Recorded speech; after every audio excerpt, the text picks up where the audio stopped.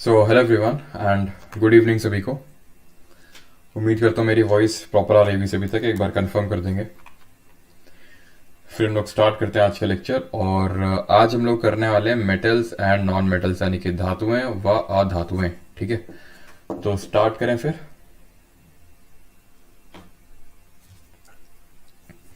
कल हम लोगों ने देखा था स्ट्रक्चर ऑफ एटम और आज देखने वाले हम लोग मेटल्स एंड नॉन मेटल्स।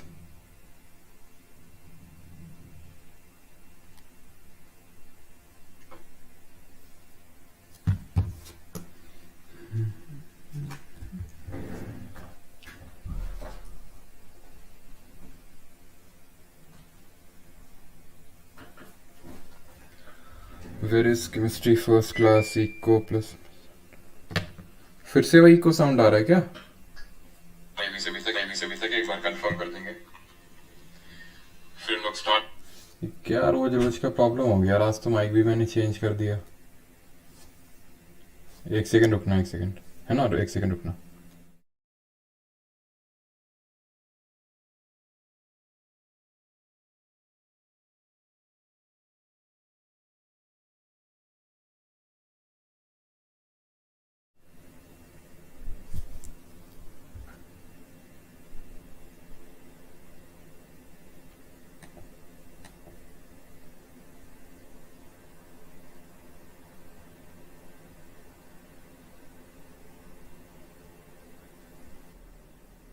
अभी आई थिंक प्रॉपर आ रही होगी। ठीक है, एक बार कंफर्म कर देना।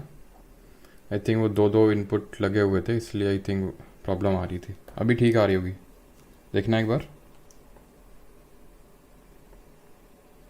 करते हैं आज का लेक्चर और आज हम लोग करने वाले। अच्छा, आई थिंक प्रॉपर आ रही होगी। ठीक है, एक बार कंफर्म कर देना। आई थिंक वो दो दो इनपुट लगे हुए थे इसलिए आई थिंक प्रॉब्लम आ रही थी। अभी ठीक आ रही होगी, देखना एक बार।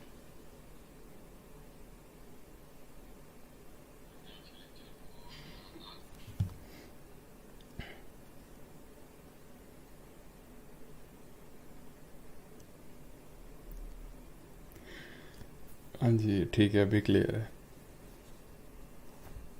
हाँ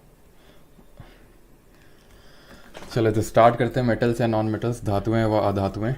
तो सबसे पहले डिफरेंस क्या होता है मेटल नॉन मेटल को, उसको डिफरेंट पैरामीटर्स में हम टेस्ट करने वाले हैं कौन कौन से डिफरेंसेस होते हैं धातुएं और अधातुओं में। ठीक है, मेटल्स और नॉन मेटल्स में।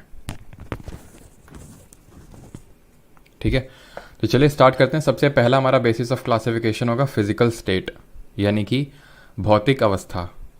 क्या होती है भौतिक अवस्था?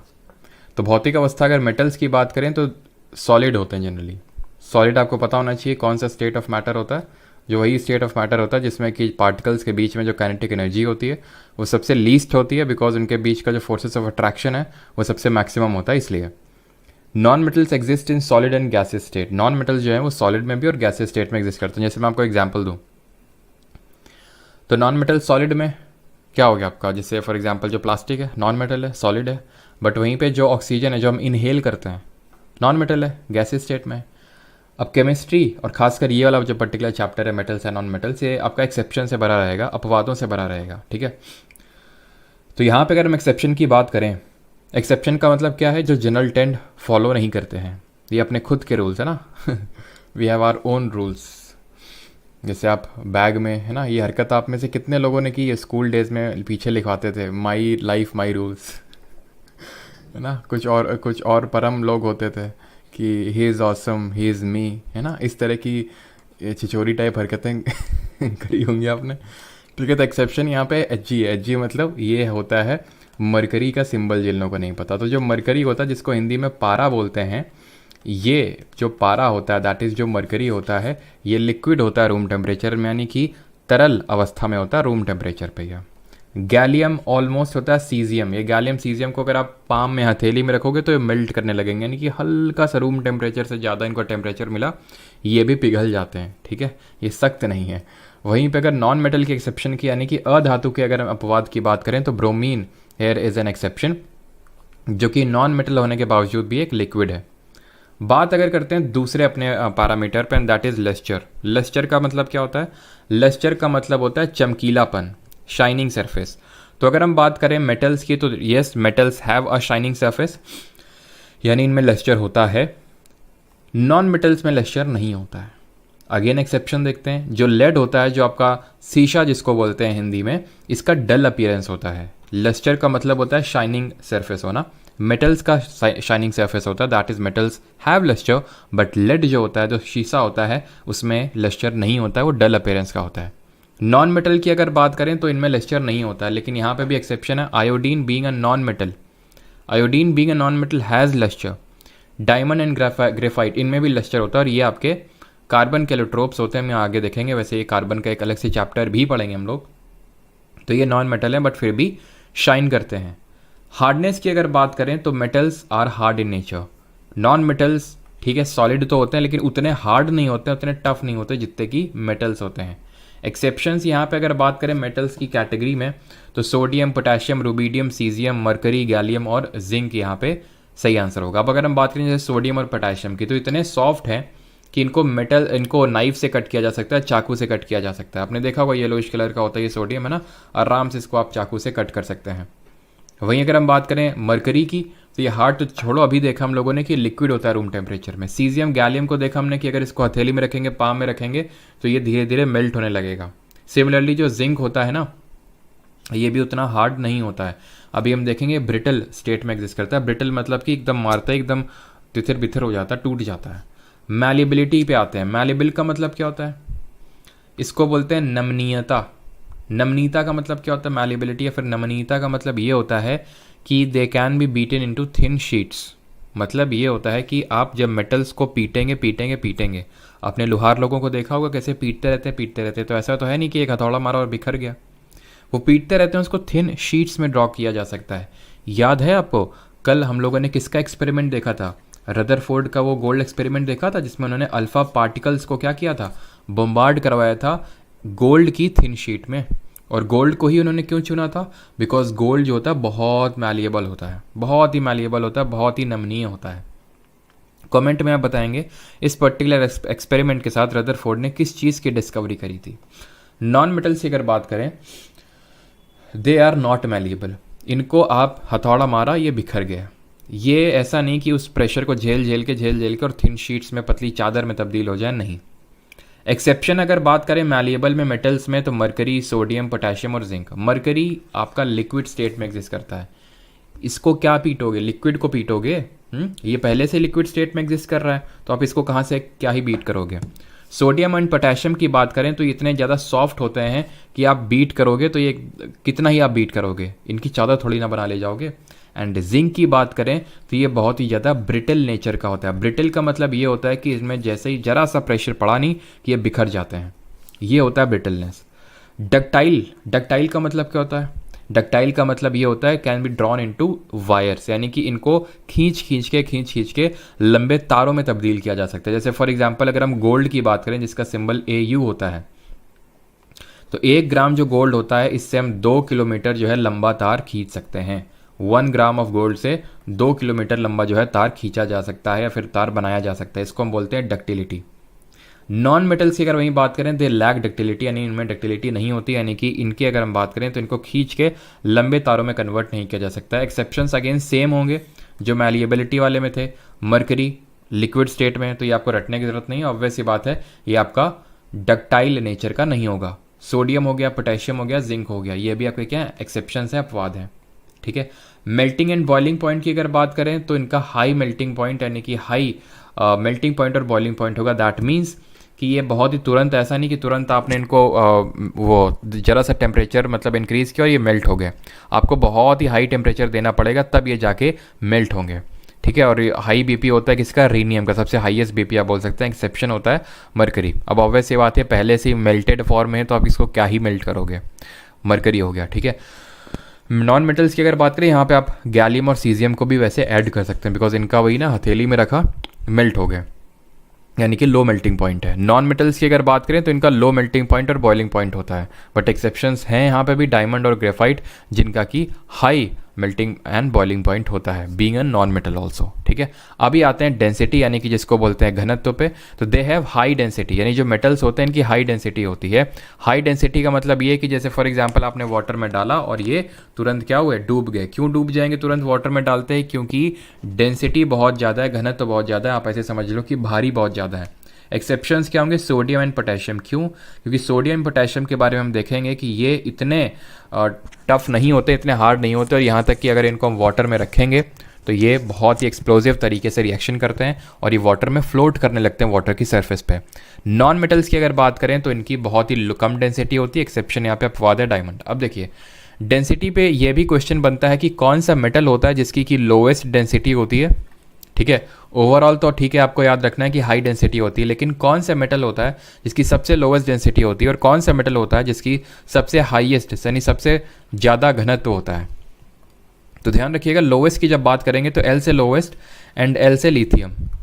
ठीक है, एल से लिथियम हो जाएगा आपका, जिसका एटॉमिक नंबर कितना होता है कोई बताएगा? वैसे तो भी हमने पीरियोडिक क्लासिफिकेशन ऑफ एलिमेंट पढ़ा नहीं है। और हाईएस्ट की अगर बात करेंगे तो ऑस्मियम, ये इसकी हाईएस्ट होती है। लिथियम की अगर बात करेंगे तो 3 इसका होता है एटॉमिक नंबर, और इसको हम किस नाम से जानते हैं? वाइट गोल्ड के नाम से जानते हैं, और काफ़ी करंट में रहता है। जैसे कि जम्मू एंड कश्मीर में मिला था इसका, है ना, लिथियम के ब्लॉक्स मिले थे, एंड इसको हम वाइट गोल्ड के नाम से जानते हैं। और अभी रिसेंटली इंडिया ने जो है अर्जेंटीना में, ठीक है, रिसेंटली इंडिया ने अर्जेंटीना में 5 लिथियम ब्लॉक्स को एक्वायर किया है। तो आप ये ले लो, चिले ले लो, अर्जेंटीना ले लो, ये कुछ ऐसे साउथ अमेरिका के कंट्रीज़ हैं जहाँ पे बहुत ज़्यादा लिथियम आपको देखने को मिलेगा। ठीक है, चलिए आगे बढ़ते हैं। तो ABC बोलते हैं इनको, ABC कंट्रीज़ बोलते हैं, अर्जेंटीना, बोलीविया और चिले। ABC कंट्रीज़ में जो है आपको खूब ढेर सारा लिथियम देखने को मिलता है, जिसको कि हम लिथियम आयन बैटरीज बनाने में यूज़ करते हैं। तो बहुत ज़्यादा इसका यूज़ है टेक्नोलॉजी में। ब्रिटलनेस की अगर बात करें, ब्रिटलनेस का मतलब होता है कि भाई आपने मारा और वो एकदम बिखर गया। तो मेटल्स हार्ड होते हैं, वो उतने ब्रिटल नहीं होते हैं। एक्सेप्शन है यहाँ पे जिंक, जिसको हम जस्ता का नाम से जानते हैं। तो जो जस्ता होता है वो उतना आपका ब्रिटल नहीं होता है।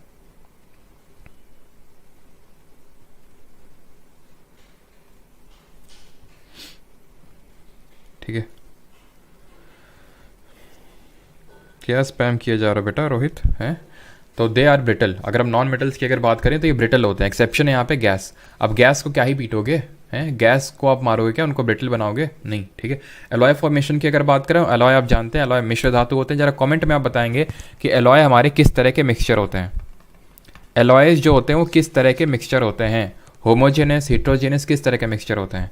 तो स्टेनलेस स्टील, एलॉय ऑफ निकल, क्रोमियम, आयरन। ठीक है, इसके आप बना, अभी हम पढ़ेंगे एलॉय। ठीक है, एलॉय अभी आप एकदम छोड़ दो।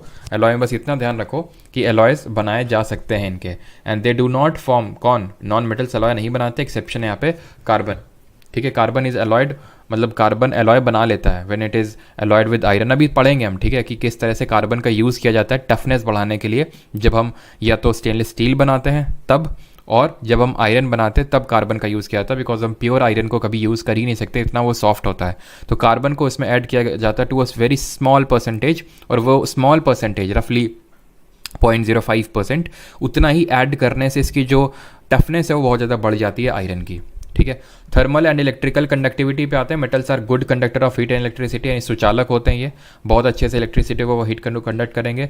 नॉन मेटल्स बैड कंडक्टर होते हैं। जैसे फॉर एग्जांपल आप अगर इसको एक्सपीरियंस करना चाहते हैं, है ना, तो गैस चूल्हे को जलाइए, एक रॉड लीजिए, है ना, एक रॉड लीजिए, आयरन रॉड, और उसको थोड़ी देर पकड़े रहिए। ठीक है, पकड़े रहिए, और फिर एकदम से आपको परम आनंद की अनुभूति होगी। क्यों? क्योंकि यहाँ पे कंडक्शन के थ्रू, क्योंकि इसने हीट को कंडक्ट किया। ये जो आयरन रॉड थी बीइंग अ मेटल, तो इसने हीट जो यहाँ पे थी इसको कंडक्ट करके यहाँ तक पहुँचा दिया by the process of conduction. ठीक है, तो मेटल्स जो होते हैं गुड कंडक्टर होते हैं हीट एंड इलेक्ट्रिसिटी के। सोनोरोसिटी की अगर बात करें, ये क्या होता है?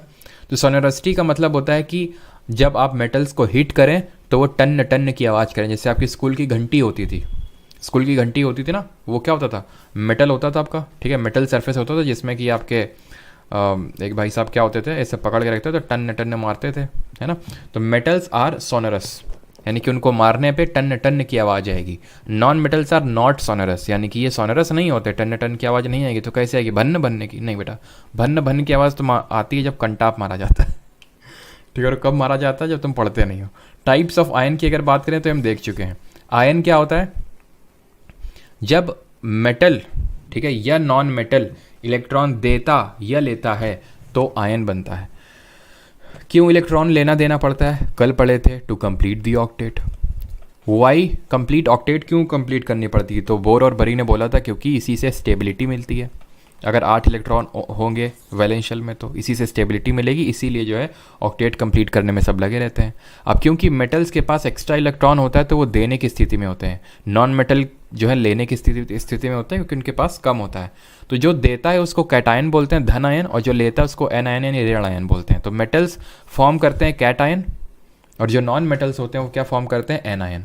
नेचर ऑफ ऑक्साइड की बात करें यानी इनके जो ऑक्साइड होते हैं मेटल के ऑक्साइड, ये बेसिक नेचर के होते हैं। बेसिक का मतलब होता है क्षारीय,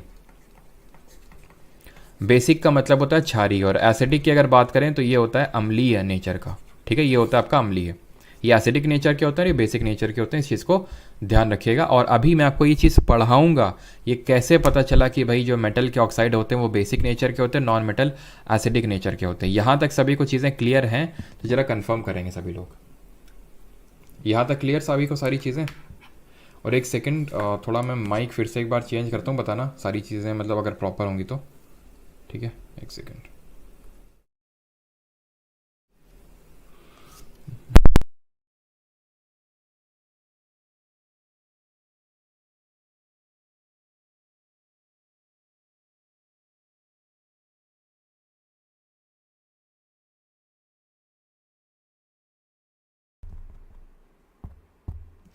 ठीक है, अभी वॉइस ज़रा बताना प्रॉपर आ रही है कि नहीं आ रही है एक बार। वो इको वाला प्रॉब्लम तो नहीं हो रहा है? इको वाला प्रॉब्लम तो नहीं हो रहा है, देखना एक बार।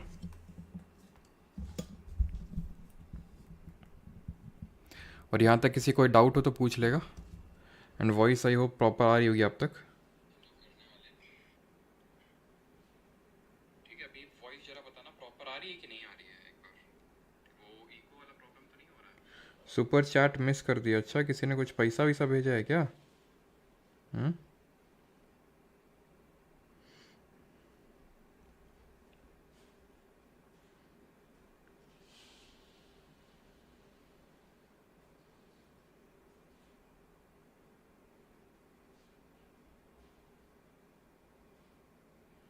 क्लियर है सर, ओके।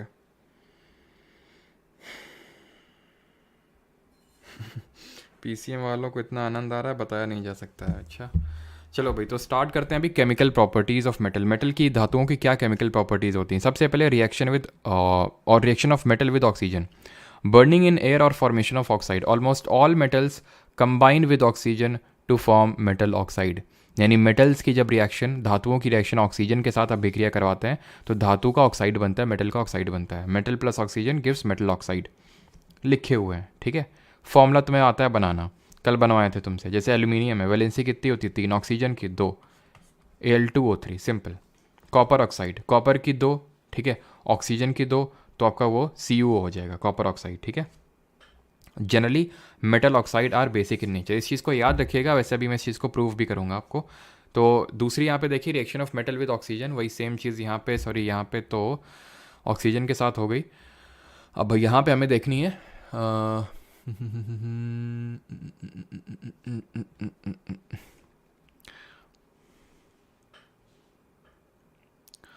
चलो, तो ये पहले यहाँ पे reaction of metal with acid होगा, ठीक है। Reaction of metal oxide with acid. अब ध्यान से देखना यहाँ पे, ये मेटल का ऑक्साइड था, इसको हमने रिएक्शन करवाया HCl के साथ जो कि एक एसिड है, तो हमें देखने को मिला सॉल्ट प्लस वाटर। मतलब होता ये है कि जब हम एक एसिड की रिएक्शन बेस के साथ करवाते हैं, अम्ल की क्रिया क्षार के साथ करवाते हैं, तो लवण यानी सॉल्ट और वाटर मिलता है। ये एक रिएक्शन होती है जिसको कि हम न्यूट्रलाइजेशन रिएक्शन बोलते हैं, यानी कि उदासीकरण अभिक्रिया बोलते हैं। अब अगर हमें ये पता है कि एसिड की रिएक्शन हम बेस के साथ करवाते हैं और सॉल्ट और वाटर मिलता है, और हमें ये पता है कि हम एसिड की रिएक्शन करवा रहे हैं और सॉल्ट और वाटर मिल रहा है, दैट मीन्स कि जिसके साथ करवा रहे हैं वो पक्का बेस है। तो ऐसे हमने पता लगाया कि ये एक बेस है। अब जैसे हमने ये बेस है, ठीक है, ये मान लो बेस है NaOH, जो कि है एक्चुअल में, मानना क्या है उसमें, ये जो आपका सोडियम हाइड्रोक्साइड है एक बेस है, क्षार है, काफ़ी स्ट्रॉन्ग बेस है ये। जब हम इसकी रिएक्शन इसके साथ करवा रहे हैं, किसके साथ, ये आपका क्या है, ये आपका एल्यूमिनियम ऑक्साइड है, तो यहाँ पे आपको सॉल्ट नहीं देखने को मिल रहा है, ठीक है। यहाँ पे उसी मेटल के, दोनों मेटल का ऑक्साइड देखने को मिल रहा है। केमिकल प्रॉपर्टीज मेटल की अगर बात करें तो order of reactivity of metal with oxygen, different metal react with oxygen at different rates, sodium and potassium react, अभी इस पे भी आते हैं, ठीक है, रिएक्टिविटी सीरीज पे। ये बहुत इंपॉर्टेंट है, इससे खूब क्वेश्चंस आते हैं जो आपकी रिएक्टिविटी सीरीज होती है। रिएक्टिविटी सीरीज का मतलब क्या है? ये जो सीरीज है ये बोलती है कि अगर आप इसमें ऊपर से नीचे जाओगे तो reactivity of metals will decrease, यानी कि जिस तेजी के साथ मेटल रिएक्ट करेगा, किसके साथ, वाटर के साथ या फिर किसी के भी साथ, तो वो एक्टिविटी या फिर उसकी रिएक्टिविटी घटती जाती है ऊपर से नीचे जाने पे। जैसे फॉर एग्जांपल ये जो पर्टिकुलर रिएक्टिविटी सीरीज़ है, इसमें जो ऊपर के मेटल्स हैं वो हाईली रिएक्टिव होंगे और जो नीचे के जो मेटल्स होंगे वो लीस्ट रिएक्टिव होंगे, बीच के मॉडरेट टाइप होंगे। अब ये रिएक्टिविटी सीरीज से किस तरह के क्वेश्चंस बनते हैं, ध्यान से सुनिए। पहले जो क्वेश्चन बनता है, फर्स्ट टाइप ऑफ क्वेश्चन, वो ये क्वेश्चन बनता है कि इसमें से कौन से मेटल्स कोल्ड वाटर के साथ रिएक्ट करते हैं, कौन से आपके मेटल्स हैं जो वार्म वाटर के साथ रिएक्ट करते हैं, ठीक है, कौन से आपके मेटल्स हैं जो स्टीम के साथ, भाप के साथ रिएक्शन करते हैं, और कौन से मेटल हैं जो किसी के साथ रिएक्शन नहीं करते, ना तो कोल्ड, ना तो वार्म, ना तो स्टीम के साथ करते हैं। अब जब मैं बोलता हूँ कोल्ड वाटर के साथ रिएक्शन, दैट मीन कि अगर कोई कोल्ड वाटर के साथ रिएक्शन कर रहा है मतलब कि वो हाईली रिएक्टिव है। यहाँ तक कि हमारी चीनी भी ढंग से नहीं घुलती कोल्ड वाटर में, तुमने देखा होगा, वार्म वाटर में तुरंत घुल जाती है। क्यों? क्योंकि वार्म वाटर में जो वाटर होता है, जो लिक्विड होता है, उसके बीच के जो पार्टिकल्स हैं उनके बीच में क्या, उनके बीच में जो मॉलिक्यूल्स हैं H2O के, बहुत ज़्यादा जल्दी जल्दी मूवमेंट हो रहा है, कैनेटिक एनर्जी ज़्यादा है, जिसकी वजह से जल्दी डिसोल्यूशन हो जाएगा, सिंपल सी बात है, ठीक है, जिसकी वजह से क्या हो जाएगा, जल्दी से डिसोल्यूशन हो जाएगा। तो इसीलिए वार्म वाटर के साथ चीज़ें रिएक्ट नहीं करती हैं जल्दी से, लेकिन हॉट वाटर के साथ रिएक्ट कर जाती हैं। अब यहाँ पे अगर कोई मेटल कोल्ड वाटर के साथ रिएक्ट कर रहा है, दैट मीन्स कि वो हाईली रिएक्टिव है। तो जो शुरू के दो मेटल्स हैं, पोटेशियम एंड सोडियम, ये हाईली रिएक्टिव है, बहुत ही जल्दी अभिक्रिया कर लेते हैं, बहुत ही ज़्यादा क्रियाशील हैं ठंडे पानी के साथ, इतने ज़्यादा रिएक्टिव हैं कि जब ये रिएक्ट करते हैं ना तो ये विगरसली रिएक्ट करते हैं। व्हेन आई से विगरसली रिएक्ट करते हैं, इसका मतलब ये है कि बहुत ज़्यादा हीट इवॉल्व होती है इन रिएक्शन में और बहुत ही विस्फोटक रिएक्शन होती है। इतनी विस्फोटक है कि आप ऐसे नहीं कि आराम से आपने डाल दिया, अगर आपने आराम से इसे डाल दिया तो आराम से जो है आपको जख्म भी लग जाएंगे बहुत कायदे के। अगर आपने सोडियम पोटेशियम, यानी कि सोडियम और पोटेशियम जो है बहुत ही विगरसली रिएक्ट करेंगे कोल्ड वाटर के साथ। मतलब ऐसे समझ लो कि भरे बैठे हैं बस, है ना, कि बस कोई तो आ जाओ, है ना, कोई तो आग बुझा जाओ। तो ऐसे टाइप हैं सोडियम और पोटेशियम। कैल्शियम की भी अगर बात करें तो कैल्शियम भी कहीं ना कहीं रिएक्ट कर जाता है, बेरियम भी रिएक्ट कर जाता है और कैल्शियम भी कहीं ना कहीं रिएक्ट कर जाता है कोल्ड वाटर से, लेकिन बहुत ही विगरसली रिएक्शन नहीं करेगा कैल्शियम। कैल्शियम को जब हम कोल्ड वाटर में डालते हैं तो ये फ्लोट करने लगता है, कैल्शियम कोल्ड वाटर में फ्लोट करने लगता है। रीज़न, जब ये रिएक्ट करता है ना, मतलब इसको वाटर में डालते हैं तो इसमें हाइड्रोजन गैस इवॉल्व होती है, उसके बबल्स निकलते हैं, जिसकी वजह से ये फ्लोट करने लगता है कैल्शियम मेटल। वहीं अगर हम बात करें अब ये जो नीचे के हमारे लिखे हुए मैग्नीशियम एल्यूमिनियम, तो ये कोल्ड वाटर के साथ कभी रिएक्शन नहीं करेंगे। जो मैग्नीशियम है उसको चाहिए फुल इज्जत तो नहीं बोल सकते हैं, लेकिन हाँ उसको चाहिए वार्म वाटर, यानी कि उतना भरा हुआ नहीं बैठा है, ठीक है, मतलब थोड़ी देर तो रेजिस्ट करता है, लेकिन थोड़ा सा वार्म वाटर मिल गया तो रिएक्शन कर लेता है। फिर अगर हम बात करें एल्यूमिनियम, जिंक और आयरन की, ये जो तीनों मेटल हैं ये स्टीम के साथ रिएक्शन करते हैं। एल्यूमिनियम, जिंक और आयरन, ये तीनों स्टीम के साथ रिएक्शन करते हैं और बाकी के नीचे तो जल्दी फल्दी रिएक्शन नहीं करते हैं। पहला क्वेश्चन ये बनेगा। दूसरा क्वेश्चन जो बनता है इसमें वो ये क्वेश्चन बनता है, एक चीज़ ध्यान रखिएगा कि जो हाइड्रोजन के ऊपर जितने मेटल्स हैं वो जब एसिड के साथ रिएक्शन करेंगे तो वो हाइड्रोजन गैस को एसिड से निकाल लेंगे कि लाओ इधर हाइड्रोजन गैस को, लेकिन जो नीचे वाले मेटल्स हैं वो एसिड से हाइड्रोजन गैस को नहीं निकाल पाएंगे। दूसरी चीज़, and the third and the very most important, very most ultra max pro max M one important ये चीज़ है, दैट इज़ कि जो ऊपर वाला मेटल है वो नीचे वाले मेटल को उसके सॉल्ट से डिस्प्लेस कर देगा, नीचे वाला ऊपर वाले को डिस्प्लेस नहीं कर सकता है। रीज़न बीइंग क्योंकि ऊपर वाला ज़्यादा रिएक्टिव है, क्योंकि इस रिएक्टिविटी सीरीज़ में मैंने आपको यही बताया कि डिक्रीजिंग केमिकल रिएक्टिविटी है, ऊपर वाला ज़्यादा रिएक्टिव होगा, नीचे वाला कम रिएक्टिव होगा। तो सर हमें पता कैसे चलेगा? ये टेबल तो हमारे सामने होगी नहीं होगी ना, कैटरीना जी तो होंगी ना तुम्हारे पास, हैं कैटरीना जी हैं तुम्हारे पास, तुम चिंता मत करो, ठीक है। अब कैटरीना जी खुद ही तुम्हें बताएंगे कि कैसे कैटरीना जी का यूज़ करके आप जो है रिएक्टिविटी सीरीज़ को याद रख सकते हैं बड़ी आसानी के साथ। तो कैल्शियम में ध्यान रखना है कि फ्लोट करता है कोल्ड वाटर में। इस तरह से याद रखेंगे, कैटरीना ने कार, बेरियम भूल जाइए, कैटरीना ने कार मांगी ऑल्टो जेन फरारी, ठीक है, फिर भी यानी कि लेड, क्या से कॉपर, मिली से मरकरी, सिल्वर ऑडी, सिल्वर ओ से गोल्ड हो गया आपका। बीच के आपको याद करने की ज़रूरत नहीं है, निकल टिन, ठीक है, जो इतने भी इसमें आ रहे हैं। कैटरीना ने कार मांगी ऑल्टोज एंड फरारी, फिर भी क्या मिली, सिल्वर ऑडी। इस चीज़ को याद रखिएगा पूरे, और आपको रिएक्टिविटी सीरीज़ याद हो जाएगी, जो कि बेहद ज़रूरी है आपको याद करना, सो दैट आप ये बता सकें कि कौन किसको डिस्प्लेस कर पाएगा, क्या कोई रिएक्शन फिजिबल होगी या नहीं होगी। फिजिबल से मेरा मतलब है हो पाएगी या नहीं हो पाएगी। जैसे फॉर एग्जांपल अगर मैं बात करूं, ये एल्यूमिनियम है, जिंक है, हाँ जी, यहाँ पे आइए, जैसे ये लेते हैं, ठीक है, reaction of metal with solution of other metal salt. इस रिएक्शन को ध्यान से देखिएगा, ठीक है। यहाँ पे मेटल 1 है और मेटल 2 का सॉल्ट है। यहाँ हुआ क्या, मेटल 1 आया और मेटल 2 को तोड़ दिया। मेटल 2 जो है बेचारा अकेला हो गया और मेटल 1 जो है सॉल्ट को लेके फरार हो गया।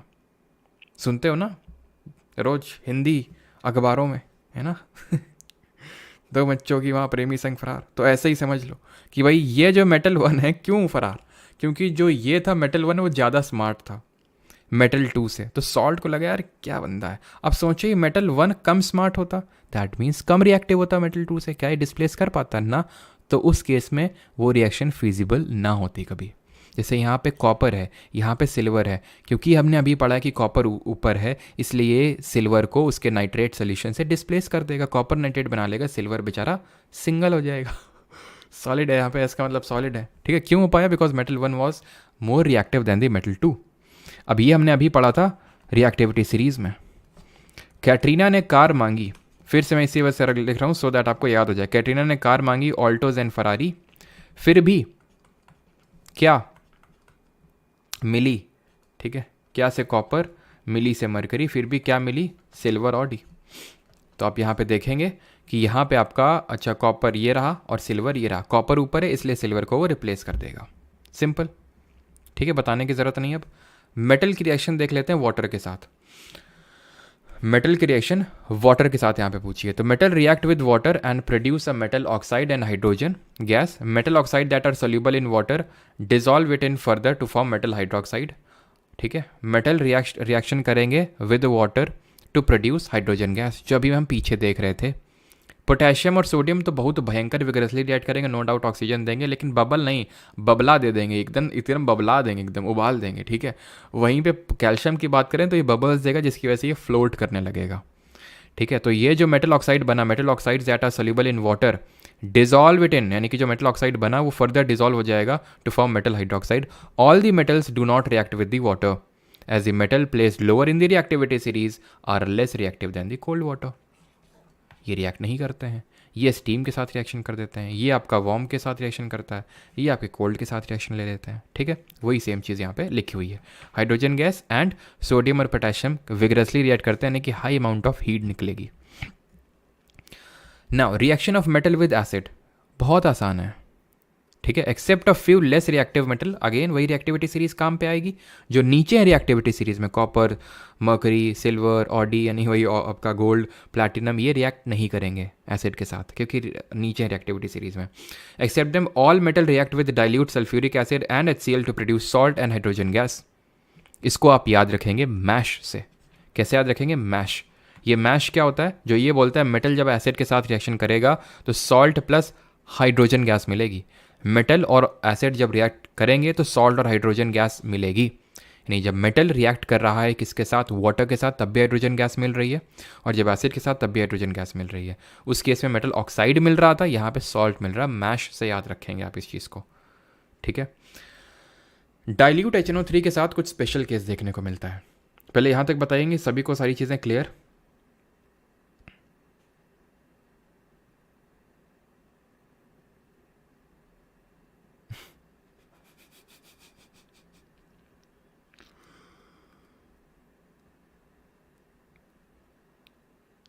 चलो, तो अगर हम बात करें हाइड्रोजन, इसके साथ क्या मतलब reaction of metal with dilute HNO3, तो hydrogen gas is not evolved when a metal reacts with nitric acid. जब मेटल रिएक्ट करता है नाइट्रिक एसिड के साथ तो कोई हाइड्रोजन गैस वगैरह नहीं निकलती, जो पीछे निकलनी चाहिए थी कायदे से। क्यों?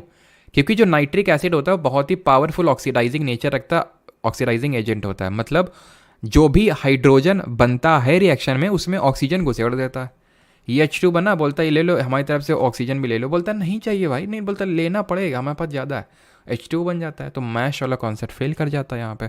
यानी कि मेटल रिएक्शन नहीं करेगा नाइट्रिक एसिड के साथ, लेकिन मैग्नीशियम और मैंगनीज दोनों चौड़ में आते हैं करण अर्जुन बन के। वो बोलते हैं लाओ, कौन है यहाँ पे, दिखाओ HNO3। ठीक है, HNO3 पहले इनको लपड़ मारता है, बोलता बहुत गर्मी तुम्हें, बहुत गर्मी है। तो बोलते हैं नहीं नहीं, इतनी गर्मी नहीं है, थोड़ा सा और अपना एडजस्ट करो HNO3 से, बोलते तो हम H2 निकाल देंगे।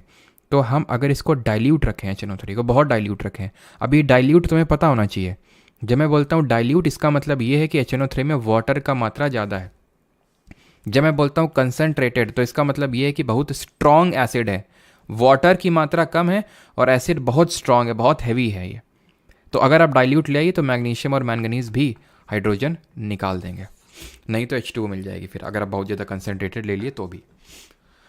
ठीक, ये चीज़ भी समझ गए। ऑक्सीजन के साथ अगर रिएक्शन देखें, ठीक है, reaction with oxygen, non metals, अब ये नॉन मेटल्स पे आ गए हम लोग। ठीक है, मेटल वाला पार्ट खत्म हो गया, अब नॉन मेटल की भी हम प्रॉपर्टीज़ देख ले। Non metal do not react with water, steam और डाइल्यूट एसिड, इनके साथ रिएक्शन नहीं करते हैं, कोई लोचा ही नहीं है। The reason is that they act as electron acceptor, electron लेते हैं नॉन मेटल, हमें पता है, and can not H plus, मतलब can not produce H plus, that is hydrogen ions of acids to reduce them to hydrogen gas. Electron acceptors हैं, तो इसलिए H plus ions जो है नहीं निकाल पाएंगे, जिसकी वजह से हाइड्रोजन गैस बनती है। But on heating readily form oxides और सॉल्ट्स विद कंसनट्रेटेड एसिड। अगर हम कंसनट्रेटेड एसिड के साथ इनको हीट करें, हीट को हम डेल्टा सिंबल से डिनोट करते हैं, तो क्या बन जाता है, but on heating readily form oxide. तो यहाँ पे जैसे सल्फर को हीट किया, as a non metal sulphur का ऑक्साइड बन गया यहाँ पे। ठीक है, यहाँ पे क्या बन गया, हमने HNO3 के साथ रिएक्शन करवाई, तो यहाँ पे आपका H2SO4 बन गया, सल्फ्यूरिक एसिड। और ध्यान रखना, सल्फ्यूरिक एसिड को हम ऑयल ऑफ विट्रियोल के नाम से जानते हैं। ये मैं आपको जब हम लोग पढ़ेंगे ना एसिड बेस एंड सॉल्ट वाला चैप्टर, तो वहाँ पे भी इस चीज़ को देखेंगे।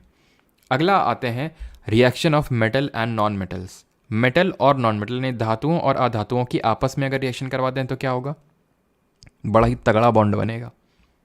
तगड़ा कैसे बॉन्ड बनेगा, ताला चाबी। ठीक है, मतलब ताले में क्या होता है, चाबी तुरंत घुस जाती है अगर उसी ताले की चाबी हुई तो, है ना। तो ताला चाबी वाला इसमें खेल हो जाता है। कैसे कि ये जो सोडियम होता है इसके पास एक इलेक्ट्रॉन एक्स्ट्रा है, क्लोरीन के पास एक इलेक्ट्रॉन कम है, या फिर जैसे कि मैग्नीशियम और क्लोरीन। ठीक है, तो मैग्नीशियम के पास 2 इलेक्ट्रॉन एक्स्ट्रा हैं, क्लोरीन के पास 1 इलेक्ट्रॉन चाहिए, तो दूसरा क्लोरीन बोलता है 1 क्लोरीन और लेके आओ, फिर हम लोग तीनों लोग मिल के, है ना।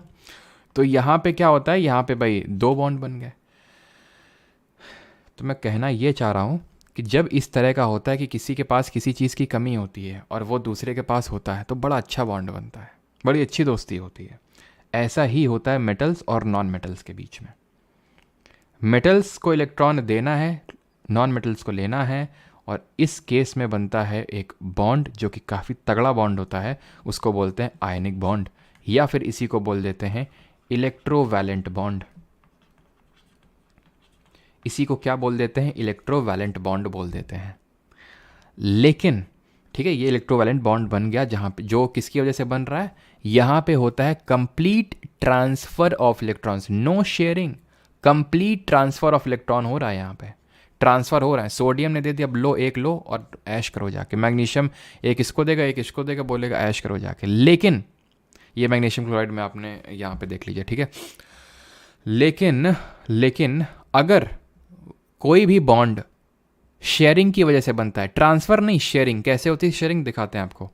जैसे हाइड्रोजन है, इसके पास 1 है, ठीक है, तो अगर मान लो ये दूसरे हाइड्रोजन से बॉन्ड बना लेगा, बोलेगा कि देखो भाई, तुम्हारे पास 1, हमारे पास 1, हम दोनों को चाहिए 2-2।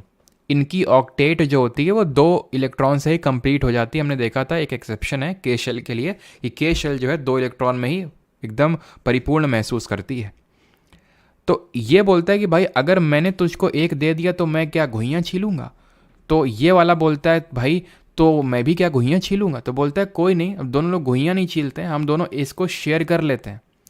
जब तुमको ज़रूरत हो तो हमको दे देना, और जब हमको ज़रूरत होगी तो तुम ले लेना, आपस में शेयर कर लेते हैं। अब क्योंकि ये शेयरिंग से मामला चल रहा है, कंप्लीट ट्रांसफ़र नहीं हुआ है, ये जो बॉन्ड बनता है it is a covalent bond and it is a weaker bond as compare to the ionic और इलेक्ट्रोवेलेंट बॉन्ड। क्लियर इतनी बात? ठीक। तो यहाँ पे वही लिखा है। अब ऑब्वियस सी बात है कि जो बॉन्ड तगड़ा होगा उसको तोड़ने में भी तुम्हारी ऐसी तैसी होगी। जो बॉन्ड तगड़ा होगा, स्ट्रांग होगा, उसको ब्रेक करना भी डिफिकल्ट होगा।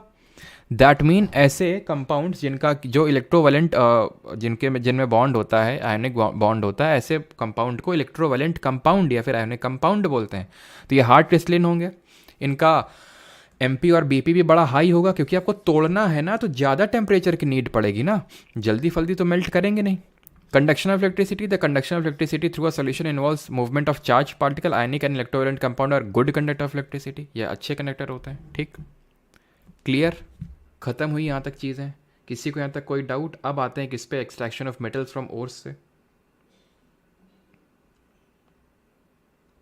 ऐसा लग रहा है IIT का एग्जाम है। अच्छा, इतने में IIT लगने लगा।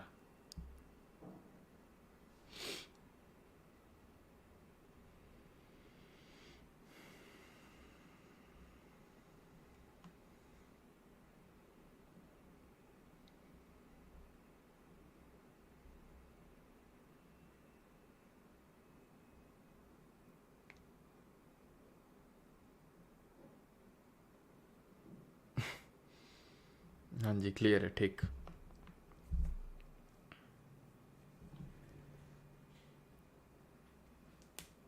चलो भाई समराइज़ कर देते हैं। ठीक है, कुछ लोगों कॉमर्स वालों को दिक्कत हुई है, तो समराइज़ कर देते हैं एक बार। हमने क्या पढ़ा? हमने मेटल्स और नॉन मेटल्स की सबसे पहले तो प्रॉपर्टीज़ देखी।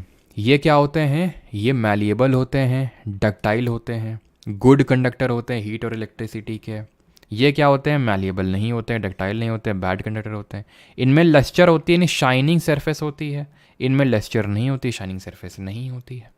एक्सेप्शंस भी देखे हमने, जैसे कि नॉन मेटल में हमने देखा कि आयोडीन नॉन मेटल है बट लस्टर होता है। ठीक है, फिर हमने देखा कि भाई इनका जो मेल्टिंग पॉइंट होता है मेटल्स का बहुत हाई होता है, नॉन मेटल्स का लो होता है। बट हमने देखा एक्सेप्शंस मरकरी, गैलियम, सीजियम, जिनका मेल्टिंग पॉइंट बहुत लो है। ये मरकरी तो लिक्विड है रूम टेम्परेचर पे। ऐसे ही नॉन मेटल एक लिक्विड है रूम टेम्परेचर में, जिसको ब्रोमीन के नाम से जानते हैं। फिर हमने इनकी प्रॉपर्टीज़ पढ़ी, फिजिकल और केमिकल प्रॉपर्टीज़ पढ़ी।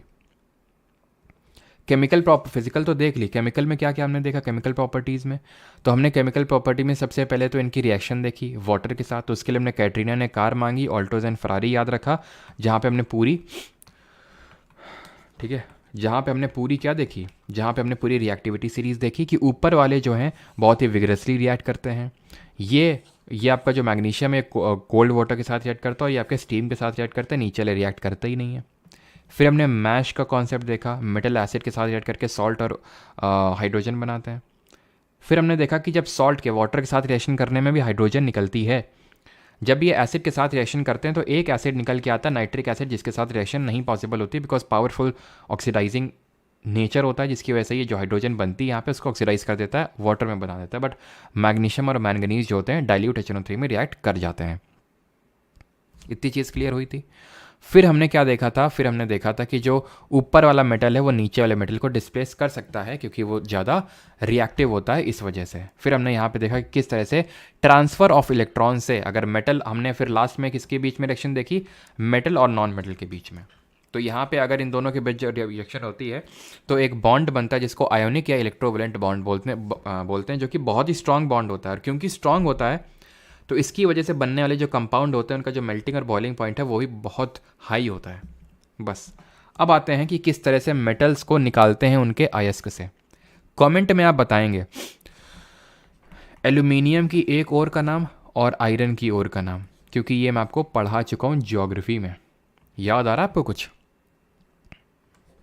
एल्यूमिनियम और आयरन की ओर, एल्यूमिनियम की मैंने आपको बॉक्साइट बताई थी, Al2O3.2H2O, याद आ रही है? Bauxite Al2O3.2H2O।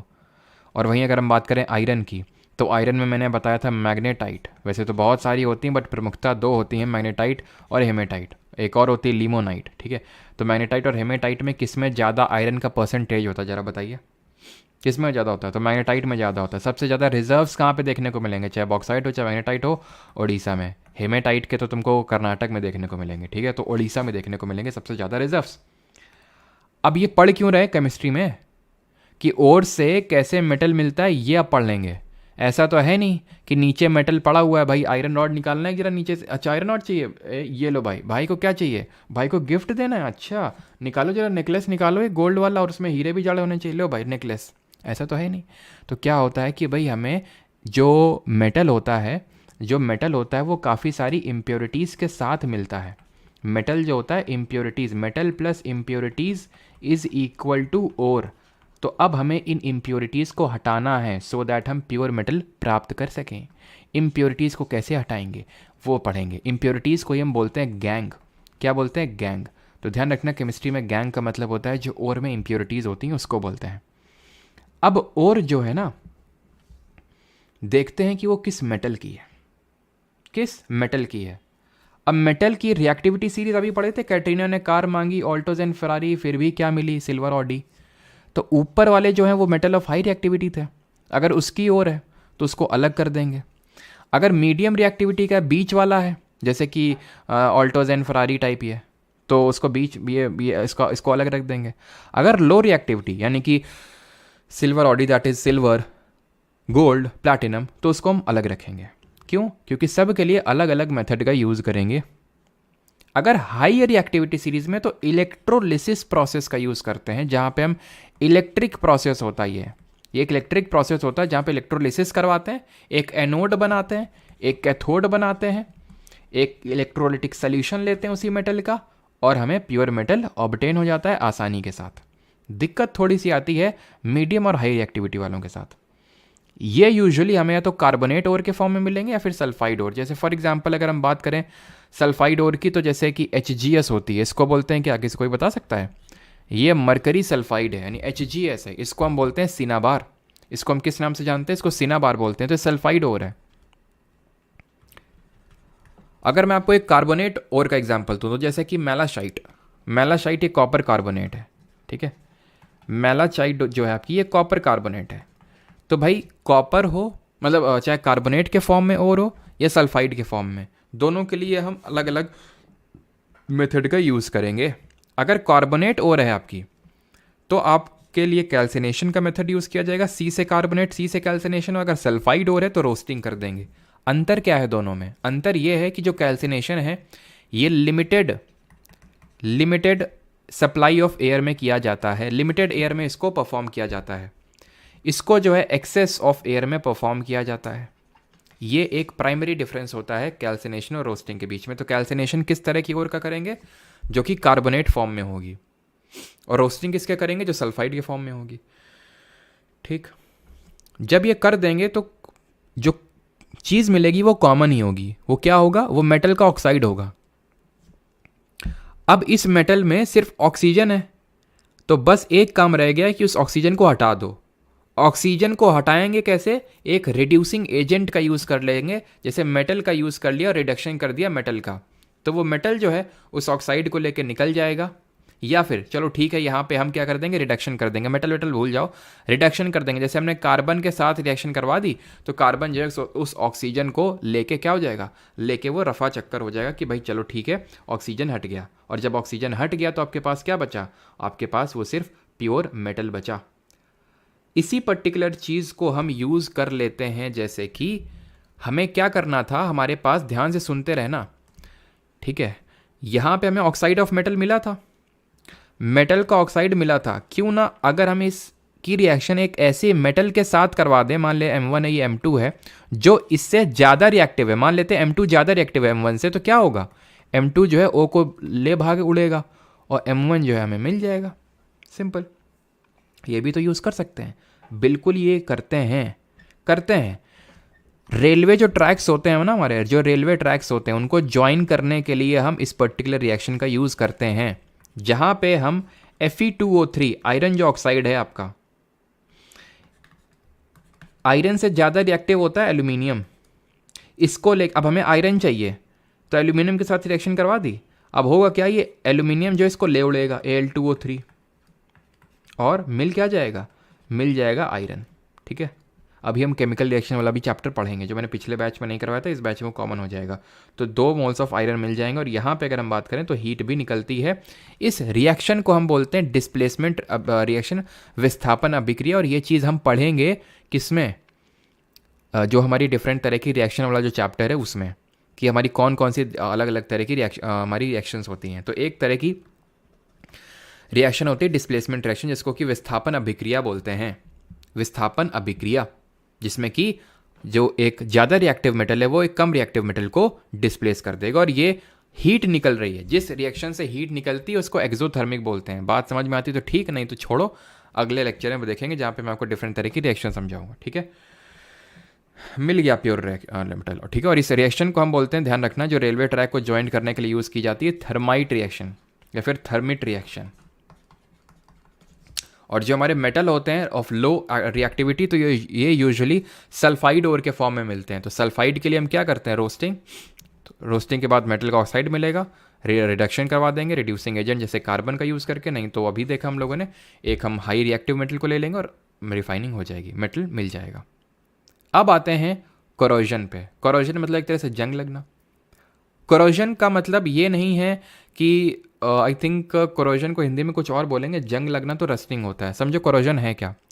कोरोजन वो चीज़ है जब जहाँ पे एक मेटल जो होता है वो क्या होता है, मेटल जो होता है वो ऑक्सीडाइज हो जाता है। मेटल एक तरह से ऑक्सीडाइज हो जाता है, मेटल के ऊपर जो है एक कोटिंग चढ़ जाती है जो हमें नहीं नीडेड होती है, उसको बोलते हैं कोरोजन। जैसे कि आयरन में सबसे फेमस आपने सुना होगा कि आयरन में जब कोरोजन होता है तो इसमें आयरन ऑक्साइड बन जाता है और ये इसी को बोलते हैं, ये डार्क रेड कलर का होता है। डार्क रेड कलर की एक लेयर चढ़ जाती है, इसी चीज़ को हम बोलते हैं रस्टिंग। यानी कि रस्टिंग क्या है, आयरन में होने वाले कोरोजन को रस्टिंग बोलते हैं। ऐसे ही कॉपर में जो कोरोजन होता है वो ग्रीन कलर की कोटिंग चढ़ जाती है, कॉपर कार्बोनेट की। किस कलर की, ग्रीन कलर की कोटिंग चढ़ती है, जैसे इसमें डार्क रेड। सिल्वर का पूछ लेता है तो सिल्वर में जो है सिल्वर सल्फाइड बन जाता है। यूजुअली अगर आप ध्यान से देखें तो सिल्वर लो है रिएक्टिविटी सीरीज में, नीचे है, जल्दी फल्दी किसी से रिएक्ट करता नहीं है, लेकिन जब सल्फर आता है तो रोक नहीं पाता है खुद को और सल्फाइड को जोड़ लेता है। और यहाँ पे इसकी ध्यान रखिएगा ब्लैक कलर की कोटिंग चढ़ती है सिल्वर सल्फाइड की। तो ये 3 याद रखिएगा एग्जाम्पल्स। आयरन में डार्क रेड रस्टिंग बोलते हैं, कॉपर में ग्रीन कलर का कॉपर कार्बोनेट और सिल्वर में सिल्वर सल्फाइड ब्लैक कलर का। अब इसको हम प्रिवेंट कैसे करते हैं, प्रिवेंट यानी बचाते कैसे हैं। तो जैसे फॉर एग्जांपल आयरन है हमारा, तो इसको अगर बचाना है हमें तो हम एक गैल्वनाइजेशन करके मेथड है उसका यूज़ कर लेते हैं। गैल्वनाइजेशन में क्या होता है, जहाँ पे हम जिंक की कोटिंग यानी जस्ते की परत चढ़ा देते हैं आयरन में, जिसकी वजह से इसको प्रिवेंट किया जा सकता है, किससे, रस्टिंग से। कुतुब मीनार के पास, अगर आप कभी दिल्ली में गए हो, कुतुब मीनार के पास आपको एक लोहे का खंभा देखने को मिलेगा। ये जाने बहुत सालों पहले बना था, लेकिन इसमें आज तक जंग नहीं लगी। क्यों नहीं लगी, क्योंकि देखेंगे क्योंकि इसमें कुछ इस तरह का मिक्सचर यूज़ किया गया था कि इसमें जंग नहीं लगी। अभी इस पर भी आते हैं क्या है मिक्सचर और कैसे ये प्रिवेंट किया जाता है। गैल्वनाइजेशन हो गया। ऐसे ही एक प्रोसेस होता है जिसको बोलते हैं एनोडाइजिंग। एनोडाइजिंग ये एक इलेक्ट्रोलिटिक प्रोसेस होता है। गैल्वनाइजेशन एक बहुत ही मैनुअल प्रोसेस होता है। मैनुअल इन दी सेंस कि जिंक लेके आए और डाल दिया आयरन के ऊपर, लोहे के ऊपर परत चढ़ा दी। कोई इसमें ये बच्चे को बोलोगे तो वो भी कर देगा। लेकिन एनोडाइजिंग की अगर बात करें तो एक इलेक्ट्रोलिटिक प्रोसेस है, थोड़ा सा मशक्क़त भरा काम है, इलेक्ट्रोलिटिक प्रोसेस है। जहाँ पे अब इलेक्ट्रोलिटिक है तो ऑब्वियस सी बात है एनोड और कैथोड होगा। तो एल्यूमिनियम को बनाते हैं एनोड, ठीक है, और एल्यूमिनियम को अगर हम यहाँ पे बात करें तो यहाँ पे ऑक्सीजन इवॉल्व होता है आपका कैथोड पे, ठीक है, ये सॉरी एनोड पे इवॉल्व होगा आपका, ठीक है, ये ऑक्सीजन है तो ठीक है, एनोड पे ये क्या होगी, ऑक्सीजन इवॉल्व होगी आपकी। और ये जो एल्यूमिनियम आपने रखा है, ये हम एल्यूमिनियम के लिए यूज़ करते हैं, एनोड बना रखा है। एल्यूमिनियम पे ऑक्सीजन का इवोल्यूशन हुआ, जिसकी वजह से ये ऑक्सीजन की परत चढ़ जाएगी किसमें, एल्यूमिनियम, और बन जाएगा एल्यूमिनियम ऑक्साइड, ठीक है। तो यहाँ पे प्रोटेक्टिव ऑक्साइड की लेयर चढ़ गई किसमें, एल्यूमिनियम में, जिसकी वजह से ये अब कोरोजन से फ्री हो चुका है। तीसरा मेथड जो हम यूज़ करते हैं वो है एलॉइंग का। एलॉइंग मतलब मिश्र धातु बनाने का। जैसे कि अभी मैं बता रहा था कि जो कुतुब मीनार के पास आपका आयरन पिलर है, उसमें क्यों नहीं लगता, क्योंकि ये माना जाता है कि उसमें एलॉय मिक्स किया गया, यानी कि कोई और मेटल मिक्स किया गया है। ये क्या होता है, ये पहली बार हम नहीं पढ़ रहे हैं। मैंने आपको फर्स्ट लेक्चर में, पहले चैप्टर में पढ़ाया था कि एलॉय जरा बताइए किस तरह का मिक्सचर होता है। एलॉय जो होता है वो किस तरह का मिक्सचर होता है। मैंने आपको 2 तरह के मिक्सचर पढ़ाए थे, या फिर 3 तरह के मिक्सचर पढ़ाए थे। 3 तरह के मिक्सचर पढ़ाए थे। कौन कौन से? पहला था होमोजेनस, जिसको सोल्यूशन बोल रहे थे। दूसरा था हीट्रोजेनस, जिसको सस्पेंशन बोल रहे थे। और तीसरा था कोलॉइड, बीच का था वो। तो एलॉयज जो होते हैं हमारे सोल्यूशन होते हैं, सॉलिड सॉलिड सोल्यूशन होते हैं, और ये आपका एक होमोजेनस मिक्सचर है। ठीक है, क्लियर है? आगे बढ़े, अब एलॉयज देख लें। तो एलॉयज में ध्यान रखिएगा, कुछ एलॉयज यहाँ पे लिखे हुए हैं, आपको याद होने चाहिए। जैसे स्टील जो होता है, जब आयरन में आप कार्बन और निकल मिक्स कर दें, या फिर थोड़ा बहुत क्रोमियम भी मिक्स कर दें। कार्बन क्यों ऐड किया जाता है? जो इसको टेंसाइल स्ट्रेंथ प्रोवाइड करेगा। नहीं तो अगर आप आयरन उसके रॉ फॉर्मेट में यूज़ करेंगे तो आयरन बहुत सॉफ्ट होता है। सिमिलरली गोल्ड के साथ भी, आपको पता है जो गोल्ड है आपका, जो गोल्ड होता है ये भी बहुत सॉफ्ट है। इतना सॉफ्ट होता है कि आप इसको पहन नहीं सकते हैं ज्वेलरी में। तो अगर आप मतलब ये कंसिडर कर रहे हैं कि भाई हम प्योर एकदम गोल्ड पहन रहे हैं, तो ये गलत बात है बिल्कुल, क्योंकि प्योर गोल्ड आप पहन ही नहीं सकते, क्योंकि प्योर गोल्ड होता है 24 कैरेट, और वो बहुत ही सॉफ्ट नेचर का होता है। तो इसमें हम क्या करते हैं, जैसे 22 पार्ट्स तो ले लेते हैं गोल्ड, अगर एकदम प्योर फॉर्मेट की बात कर रहा हूँ तब, तो 22 पार्ट ले लेंगे गोल्ड, और 2 पार्ट ले लेंगे क्या, 2 पार्ट में या तो हम ले लेंगे कॉपर या ले लेंगे सिल्वर, उसमें मिक्स कर देते हैं। ये आप ये मान लीजिए, ये 22 पार्ट्स वाला जो गोल्ड है, ये एकदम प्योर फॉर्मेट है, तब आप पहन पाएंगे। बाकी तो फिर बहुत ही ज़्यादा मिलावट होती है, कहीं पे 8 पार्ट कर देते हैं, 10 पार्ट। ठीक है, स्टेनलेस स्टील भी इसी तरह से बनता है। ठीक है, स्टेनलेस स्टील में, अच्छा ठीक है, ओके, ऊपर वो स्टेनलेस स्टील नहीं लिखा हुआ था। स्टेनलेस स्टील में इसको स्टेनलेस बनाने के लिए हम क्रोमियम का भी एडिशन इसमें कर देते हैं। सोल्डर, जिसको कि हम जॉइंट्स, जो हमारे तार होते हैं ना, तार वायर्स, उनको ज्वाइन करने के लिए सोल्डर का यूज़ करते हैं। लेड और टिन का एलॉय है।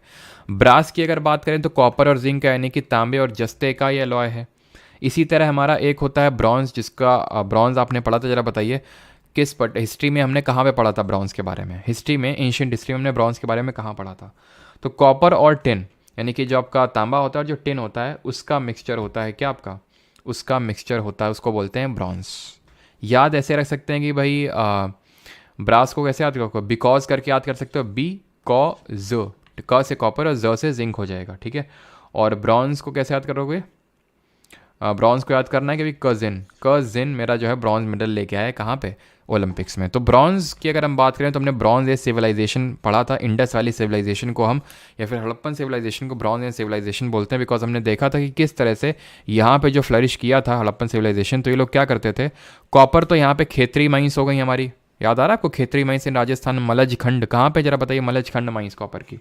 यहाँ से लेते थे, टिन लेते थे अफगानिस्तान से, और मिल के बना देते थे क्या, ब्रॉन्ज बना देते थे। यहाँ पे याद आ रहा है आपको, चैल्कोलिथिक साइट्स थी, जॉर्वे, आहर बानस, याद आ रही हैं आपको? नहीं याद आ रही हैं तो अगले से अगले वीक में एंशिएंट हिस्ट्री हम लोग एफआरबी में स्टार्ट करने वाले हैं। तो यहाँ पे अगर हम बात करें, ये ब्रास और ब्रॉन्ज याद रखिएगा, ये भी इंपॉर्टेंट है। और जो मलज खंड माइंस है आपकी मध्य प्रदेश में। गन मेटल की अगर बात करें, गन मेटल तो कॉपर, जिंक और निकल। और ज़रा ये भी बता दो, अगर लगे यहाँ तक अगर बात आई ही है, तो एक ये भी चीज़ बताइए कि गोल्ड जो है, गोल्ड कहाँ पे मिलता है इंडिया में यूजुअली देखने को? तो गन मेटल, कॉपर, जिंक और टिन। जर्मन सिल्वर में ये चीज़ ध्यान रखनी है कि इसमें सिल्वर नहीं होता है, ना को बताया था, कॉपर, जिंक और निकल होता है। नाइक्रोम में निकल और क्रोमियम में होता है, और थोड़ा बहुत आयरन होता है। मैग्नेलियम में मैग अल, ठीक है, 2 नाम से ही पता चल रहा है, मैग्नीशियम और एल्यूमिनियम होगा इसमें। ड्यूरालुमिन, अल से तो एल्यूमिनियम हो जाएगा, मिन से मैंगनीज हो जाएगा, और कॉपर। कॉन्स्टेंटिन, क से कॉपर, और टिन न से आप टिन मत कर देना, ठीक है, न से निकल कर लो, कॉन्स्टेंटिन, तो क से कॉपर हो जाएगा, सी से कॉपर और एन से निकल, कॉपर और निकल। ड्यूरालुमिन, एल्यूमिनियम होगा, और मिन से आप मैंगनीज कर लो। मैग्नेलियम, मैग्नीशियम और एल्यूमिनियम, इस तरह से इसको याद कर सकते हैं। ठीक है, और भी होते हैं, जैसे कि कुछ अगर मैं नाम करूं, जैसे एक यहाँ पे मैग्नीशियम हो गया, ठीक है, एक मोनल करके भी होता है, ठीक है, एक मोनल करके भी होता है, ये होता है आपका कॉपर और निकल, ठीक है, कॉपर और निकल का एलॉय होता है आपका। ऑलराइट, चलिए, तो यहाँ पे हमारा लेक्चर होता है ख़त्म। अभी हम करेंगे इसके क्वेश्चंस। तो क्वेश्चंस पे आते हैं, क्वेश्चंस पे आते हैं जल्दी से। तो पहला क्वेश्चन करेंगे सभी लोग। ये रहा आपका पहला question. What is the name of the seventh most abundant metal in the Earth's crust, which is derived from the medieval Latin word calcium? ये हमारा क्वेश्चन आप पिछले लेक्चर से अटेम्प्ट कर सकते हैं आराम से इसको। कोलार गोल्डफील्ड कर्नाटका, बिल्कुल सही है चंद्रानी सरकार। कोलार KGF, ठीक है। कोलार यानी कि आपको मेनली देखने को कोलार मैंने पढ़ाया था, और हुट्टी, कोलार और हुट्टी कर्नाटक में है ना, बिल्कुल सही, सभी ने सही बताया। साइंस का कितना वेटेज है CHSL? भाई कोई भी SSC का एग्ज़ाम हो, ठीक है, ये मत बोला करो कि CHSL में और CGL में कितना है, तो मतलब सब में ऑलमोस्ट सेम ही रहता है। तो ये आप मान के चलो 3 से 4 number. What is the name of the seventh most abundant metal? उससे मैं लेना देना नहीं, कल मैंने बताया था। नाट्रियम होता है सोडियम के लिए, जहाँ से इसका लैटिन वर्ड से डिराइव किया, और कैलियम होता है पोटेशियम के लिए, है ना। कॉपर को जरा बताइए किस कंट्री के नेम से डिराइव किया? Which chemical element with atomic number 35 has a dark reddish brown liquid with a burning pungent order? Pungent मतलब थोड़ा सा अजीब सा तीखी गंध वाला होता है, ठीक है। पता नहीं, जब पंजेंट सुनता हूँ ना नाम, तो केमिस्ट्री लैब की याद आ जाती है भाई। क्या ही करते थे केमिस्ट्री लैब में, अलग अलग तरह की गंध आया करती थी वहाँ पे एकदम। कोई अपना कुछ कर रहा है, कोई कुछ कर रहा है, सब लड़े मरे जा रहे हैं अपना, किसी को कुछ फ़र्क नहीं पड़ रहा। एक्सपेरिमेंट से वहाँ खड़े होकर बतिया रहे हैं आराम से। मतलब हम भी उसमें थे, कैसा ऐसा नहीं कि हम वहाँ पे साइंटिस्ट बन के एक्सपेरिमेंट कर रहे हैं, मतलब ऐसा। एक बार तो भाई साहब, हमारे जो केमिस्ट्री के मतलब लैब असिस्टेंट थे और एक स्टूडेंट के बीच में घना एकदम झमाझम लड़ाई हो गई। क्या मज़ा आया था उस दिन, क्या मज़ा आया था उस दिन। फिर जो हमारा केमिस्ट्री टीचर था, उसको बीच बचाव के लिए आना पड़ा था, लेकिन खैर वो काफ़ी मेमोरेबल डे रहा था। विच केमिकल एलिमेंट, तो एटॉमिक नंबर 35 और डार्क, और वही जो, खैर छोड़ो, डार्क रेडिश ब्राउन है, चलो बता ही देते हैं, बात आई है। तो वही जो एक बंदा था जिसकी लड़ाई हुई थी, उसका एक कुछ और कारनामे भी थे। जैसे कि हुआ क्या था, जैसे हमारे यहाँ टॉयलेट्स थी बॉयज़ की, तो वहाँ पे इस तरह से 2 टॉयलेट हुआ करती थी, ठीक है। ये भाई साहब, मतलब लंच का टाइम था, ठीक है, लंच का टाइम था, ये भाई साहब यहाँ पे टॉयलेट में थे और एक टीचर को गरियाने में लगे हुए थे। वो टीचर यहाँ पे घुसे हुए थे। अब समझ सकते हैं उसके बाद क्या हुआ होगा। खैर आंसर इसका होगा bromine, option number D. N image of विच, मतलब हुआ ये था कि वो पहले से ही अंदर थे। ये भाई साहब आए और कुछ 2-3 दोस्तों के साथ स्टड बनने के लिए गरियाने लगे, और फिर जब बाहर निकले वो, तो बताने की ज़रूरत है नहीं। खैर an image of which of the following element is shown by the map of Cyprus from which the element got its name? तो आंसर क्या होगा? आंसर होगा कॉपर। मैंने आपको बताया था भाई, जो कॉपर है उसको नाम अपना साइप्रस देश से पड़ा। साइप्रस कहाँ पे? तो जो मेडिटेरेनियन सी है वहाँ पे एक आइलैंड कंट्री पड़ती है साइप्रस, है ना। चलो, और इसका नाम कहाँ से, मतलब वैसे एजी कहाँ से पड़ा? अर्जेंटम, जो लैटिन वर्ड से आता है अर्जेंटम। अगला है हमारा, और कोबाल्ट का तो CO यूजुअली हमने पढ़ा था कि पहला कैपिटल लेटर लेते हैं और दूसरा small letter. Which of the following is not an alkaline earth metal? ये मैं आपको अभी नहीं करवाना चाहूँगा, आंसर बता देता हूँ, बट अभी करने की जरूरत नहीं, बिकॉज अभी मैंने आपको पढ़ाया नहीं एल्कलाइन अर्थ मेटल होते क्या है। अरे नहीं भाई, शिवाजी नहीं भाई, मेरा स्कूल था मदर टेरेसा, ठीक है। Not an alkaline earth metal, तो निम्नलिखित में से कौन सा क्षारीय पृथ्वी धातु नहीं है? तो यहाँ पे सही आंसर होगा, देखो एल्कली मेटल होते हैं जो फर्स्ट ग्रुप के मेटल होते हैं, एल्कलाइन अर्थ मेटल होते हैं जो सेकंड ग्रुप के एलिमेंट्स होते हैं। सही आंसर होगा यहाँ पे not an alkaline earth metal. तो सोडियम आपका एक एल्कली मेटल है, फर्स्ट ग्रुप से बिलोंग करता है इसलिए, लेकिन अभी ये चीज़ मैंने आपको पढ़ाई नहीं है, तो ठीक है, अगर नहीं हो रहा है तो पीरियोडिक क्लासिफिकेशन ऑफ एलिमेंट में आप पढ़ लेंगे। Which radioactive isotope has a half life of 5770 साल की इसकी हाफ लाइफ होती है। हाफ लाइफ का मतलब ये है कि ये इतने सालों में अपना आधा हो जाएगा। अगर मान लो कि इसका 10 ग्राम रखा तो 5 ग्राम हो जाएगा इतने सालों में। Which is commonly use to estimate the age of organic materials such as paper and parchment. मैंने आपको बताया था एज निकालने के लिए, कार्बन डेटिंग के लिए किस कार्बन आइसोटोप का यूज़ करते हैं? C14 का। ये सबसे अबंडेंट फॉर्म ऑफ कार्बन होता है, इसका हम यूज़ करते हैं डेटिंग में। Which metal ion release from the tannery industry causes acute water pollution? चर्म शोधन उद्योग से निकलने वाला कौन सा धातु आयन तीव्र जल प्रदूषण का कारण बनता है? मैग्नीशियम, आर्सेनिक, क्रोमियम या फिर जिंक?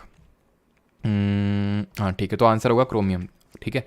और अच्छा, एक मेटल होता है एस्बेस्टॉस, इससे कोई बता सकता है इससे कौन सी बीमारी होती है? अच्छा, मरकरी से भी एक बीमारी होती है, और एक चीज़ यहाँ पे हम आपको बताना भूल गए, नोट करिएगा एलॉयज़ में, कि अगर एलॉय में एलॉय में अगर mercury is one of the metal, तो ऐसे एलॉय को हम अमलगम बोलते हैं।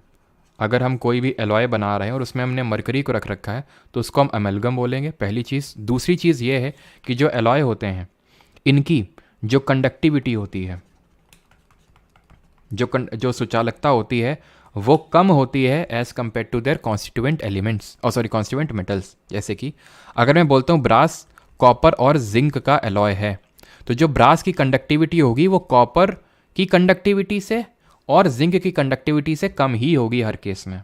ब्रॉन्ज में ले लो कॉपर टिन, तो ब्रॉन्ज की जो कंडक्टिविटी होगी वो कॉपर से कम होगी और टिन से भी कम होगी, और इसका उल्टा यानी कि रेजिस्टेंस ज़्यादा होगा, ऑब्वियस बात है। अगर कंडक्टिविटी कम है तो जो प्रतिरोध है वो ज़्यादा होगा, रेजिस्टेंस ज़्यादा होगा। और दोनों की जरा यूनिट बता दो कमेंट में, कंडक्टिविटी की और रेजिस्टेंस की, जल्दी सभी पता चल जाएगा कितने लोगों ने ढंग से रिवाइज किया है फिजिक्स को। तो कंडक्टिविटी, भाई रेजिस्टेंस को तो आई तो मतलब शायद ज़्यादा लोगों को पता होगा, ओम होती है, ठीक है।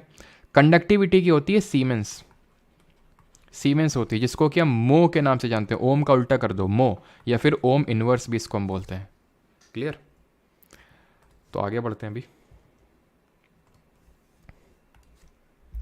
अगला है हमारा which of the following are metalloids. Metalloids क्या होते हैं? तो मेटलॉइड्स होते हैं आपके लाइक करण जौहर टाइप। अच्छा, यहाँ पे चलो अभी आपको एक और चीज़ यहाँ पे बीच में मिस हो गई, आई थिंक वो स्लाइड नहीं थी, and that was regarding amphoteric oxide. ठीक है, करण जौहर से मुझे याद आया एम्फोटरिक ऑक्साइड आपको बताना भूल गया। वैसे तो ये चीज़ एम्फोटरिक ऑक्साइड हम एसिड बेस एंड सॉल्ट वाले चैप्टर में भी पढ़ेंगे, बट यहाँ पे भी नहीं होगा तो मैं बता दूंगा। एम्फोटरिक ऑक्साइड देखो वो ऑक्साइड होते हैं, ठीक है, जैसे मेटलॉइड, अब चलो बताते हैं अभी। जैसे मेटल होते हैं गुड कंडक्टर ऑफ इलेक्ट्रिसिटी होते हैं, heat and electricity. Non metal bad होते हैं, बट मेटलॉइड जो होते हैं बीच में एग्जिस्ट करते हैं। मेटल की जितनी हाई कंडक्टिविटी भी नहीं होती है और नॉन मेटल की जितनी हाई रेजिस्टिविटी भी नहीं होती है। जब पीरियोडिक टेबल, आई होप इतना तो सबने देखा होगा पीरियोडिक टेबल को, तो पीरियोडिक टेबल के लेफ्ट साइड में हमें देखने को मिलते हैं मेटल्स, राइट साइड में देखने को मिलते हैं नॉन मेटल्स, और यहाँ पे जो ट्रांजिशन होता है from metal to non metal, ये हमें देखने को मिलते हैं मेटलॉइड, जिनको हम मिश्र धातु या मिश्र धातु तो अलॉयस को बोलते हैं, उपधातु बोलेंगे, ठीक है। तो यहाँ पे मरकरी तो हमारा एक प्योर मेटल है, तो ये बी और डी तो हो नहीं सकता है, ठीक है। ऑक्सीजन एक नॉन मेटल है, तो ये भी नहीं हो सकता है। मेटलॉइड का मतलब ये है कि मेटल और नॉन मेटल के बीच वाला मेटलॉइड बोलते हैं। इसी तरह हमारे एक ऑक्साइड होते हैं, उनको बोलते हैं एम्फोटरिक ऑक्साइड। एम्फोटरिक ऑक्साइड का मतलब क्या होता है? यहाँ पे आई थिंक क्वेश्चन आएगा, तब मैं आपको बता दूंगा, ठीक है। अभी आएगा क्वेश्चन एम्फोटरिक ऑक्साइड पे, तो मैं आपको बता दूंगा। Which of among the following alloys is a combination of gold and silver का इसमें से कॉम्बिनेशन कौन है? ब्रॉन्ज, कॉन्स्टेंटिन, सोल्डर या फिर इलेक्ट्रम। तो ब्रॉन्ज तो अभी देखें कॉपर और जिंक का है, बिकॉज कॉन्स्टेंटिन सी से उठा लो कॉपर और एन से उठा लो निकल। सोल्डर किसका होता है? जिसको कि हम ज्वाइन करने के लिए यूज़ करते हैं अपने जो तार होते हैं, तो ये लेड और टिन का होता है। और इलेक्ट्रम जो होता है वो गोल्ड और सिल्वर का एलॉय होता है, मिश्र धातु होती है। विच of the following is a non metal that can exist in different forms. Non metal कौन है जो डिफरेंट फॉर्म में एग्जिस्ट कर सकता है, बताइए।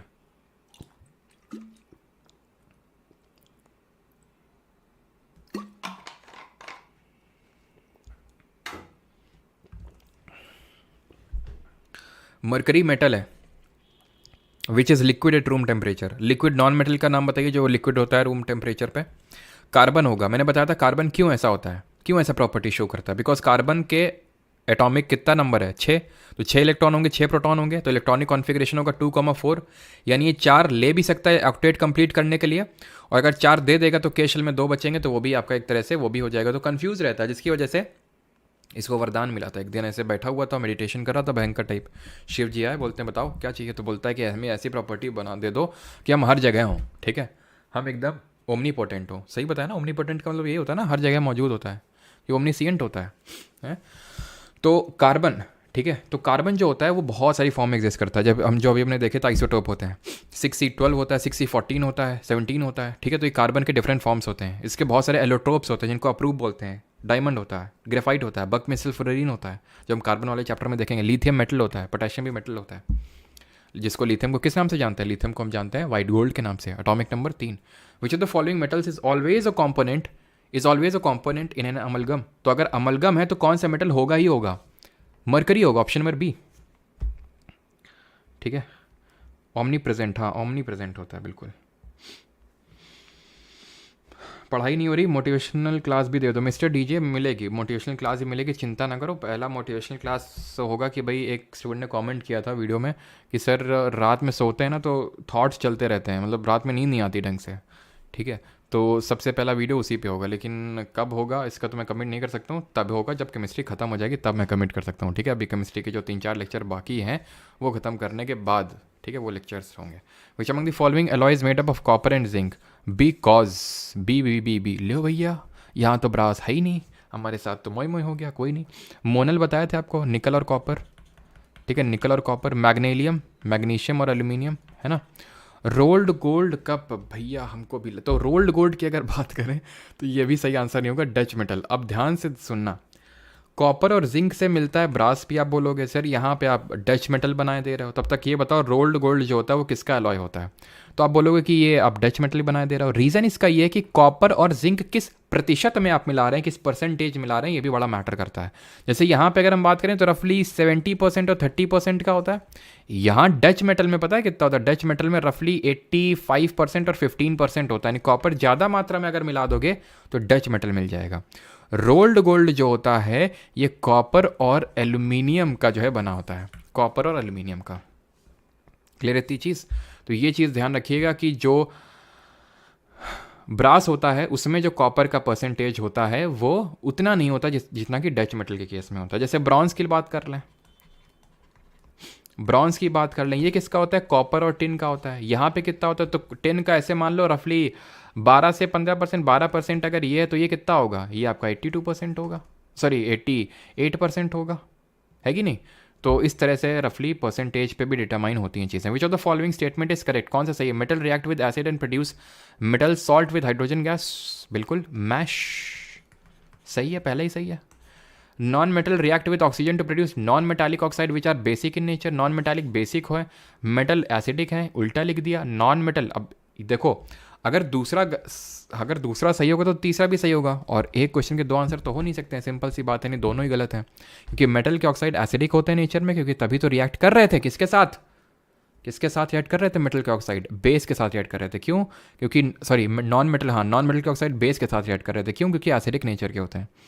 एसिड बेस के साथ रिएक्शन करेगा और बेस एसिड के साथ रिएक्शन करेगा, क्योंकि यहीं पे एम्फोटरिक ऑक्साइड वाला कॉन्सेप्ट समझ लो। देखो भाई आपको पता है मेल प्लस फीमेल होता है, कभी ऐसा तो हो नहीं सकता मेल प्लस मेल या फिर फीमेल प्लस फीमेल, इस तरह से तो हो नहीं सकता है। तो भाई क्या होता है कि एसिड रिएक्शन करता है बेस के साथ और बेस करता है एसिड के साथ, सिंपल। इसी को न्यूट्रलाइजेशन रिएक्शन बोलते हैं, उदासीकरण अभिक्रिया बोलते हैं।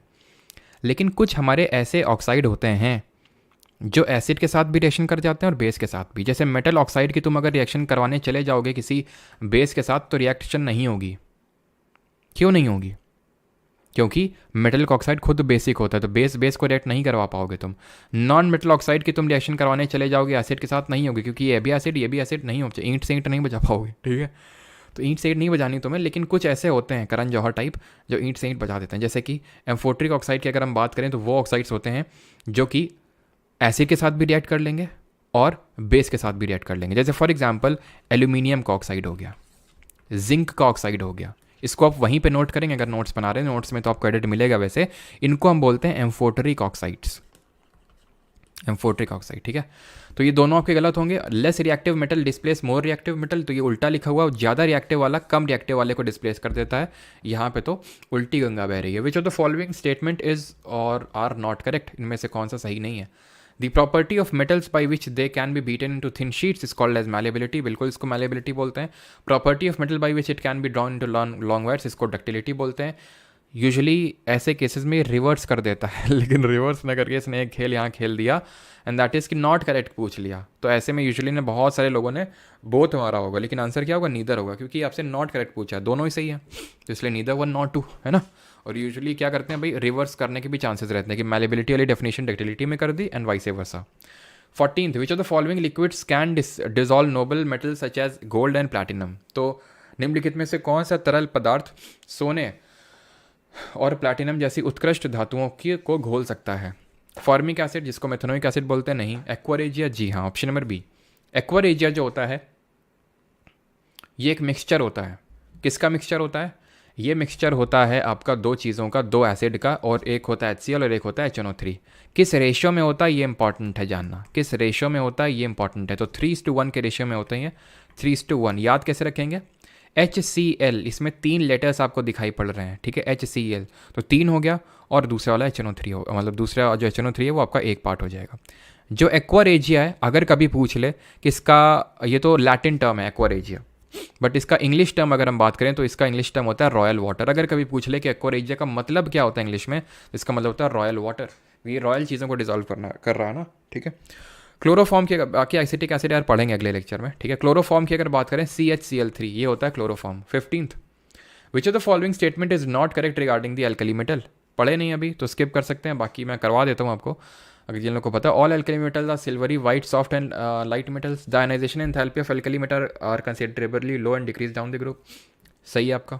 Metal one, group 1 metal are known as alkali metal. सही है। All the alkali metal have 2 valence electron. ये बात आपकी गलत हो जाएगी, बिकॉज एल्कली मेटल में कितने होते हैं? एक वैलेंस इलेक्ट्रॉन्स होते हैं। एक वैलेंस इलेक्ट्रॉन होता है, नहीं कि जो वैलेंसी होगी दैट इज़ जो इनकी संयोजकता होगी, जिसको कि हम और किस नाम से जानते हैं? कंबाइनिंग कैपेसिटी ऑफ एलिमेंट के नाम से जानते हैं, तो वो 1 होगी। 2 होती है एल्कलाइन अर्थ मेटल की। 2 होती है किसकी? चैल्कोजन्स की। चैल्कोजन क्या होते हैं? जैसे जो हमारी ऑक्सीजन फैमिली होती है उसकी बात कर रहा हूँ। तो एल्कली मेटल की एक होती है, हेलोजन्स की एक होती है। अभी ठीक है, चैल्कोजन हेलोजन मैंने आपको पढ़ाया नहीं है, ये again periodic classification of element में आप देखेंगे। विच of the following statement is incorrect. निम्नलिखित में से कौन सा कथन गलत है? कौन सा कथन गलत है ये पूछ रहा है यहाँ पे। तो metals are used in making cookware, metals are use in the manufacture of automobile, living beings inhale metal during respiration. नहीं भाई, जब हम इनहेल करते हैं रेस्पिरेशन में तो क्या क्या इनहेल करते हैं? जो हमारे एटमॉस्फेरिक ऑक्सीजन है, मतलब एटमॉस्फेयर में जो हमें देखने को मिलती है, क्या नाइट्रोजन इनहेल करते हैं?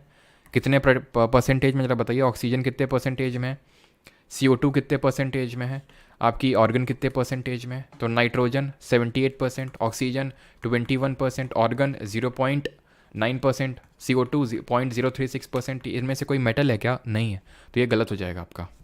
अगला है, choose the most reactive metal from the options given below. नीचे दिए गए विकल्पों में सबसे अधिक प्रतिक्रियाशील धातु कौन सी है? कॉपर, जिंक, सोडियम या फिर आयरन। तो कैटरीना ने कार मांगी आपको, यहाँ पे अगेन फिर से मैं लिख देता हूँ सो दैट आपको फिर से वो रिवाइज हो जाए। कैटरीना ने कार मांगी ऑल्टो, जेन, फरारी, ठीक है। तो ऑब्वियस सी बात है, पोटेशियम से तो ऊपर कोई है नहीं, पोटेशियम ऑप्शन में नहीं, उसके बाद सोडियम है। और इसमें सबसे कम रिएक्टिव कौन सा है अगर पूछ ले तो आयरन हो जाएगा सबसे कम रिएक्टिव इन ऑप्शंस में। अगर हम बात करें तो नहीं, कॉपर हो जाएगा, ठीक है, कॉपर। ऑल्टो, जेन, फरारी, फिर भी मिली क्या मिली? फिर भी क्या मिली? क्या से? कॉपर। तो कॉपर लीस्ट एक्टिव हो जाएगा इन चारों ऑप्शंस में से। विच of the following statement is incorrect. इनमें से गलत कौन सा है बताइए जल्दी से, वही बार बार रिपीटेड है आपके question. Metal react with oxygen to form basic oxide. Basic oxide बनाते हैं ऑक्सीजन के साथ रिएक्ट करके, बिल्कुल ठीक है। याद कैसे रख सकते हैं अगर दिक्कत हो? वैसे तो दिक्कत नहीं होनी चाहिए। MB करके याद कर सकते हो, MB है ना, MB आई थिंक पब्लिकेशन भी है कोई, MB पब्लिकेशन करके, if I am not wrong, है ना। तो MB करके याद कर सकते हो। नॉन मेटल आर मैलिएबल, बिल्कुल गलत बात है। मेटल मैलिएबल होते हैं, इनको थिन शीट्स में ड्रॉ किया जा सकता है, बीट के मतलब पीट के, ठीक है। और ज़रा बताइए कौन सा एक्सेप्शन होता है, अपवाद होता है जो कि मैलिएबल नहीं है, मेटल है बट मैलिएबल नहीं है।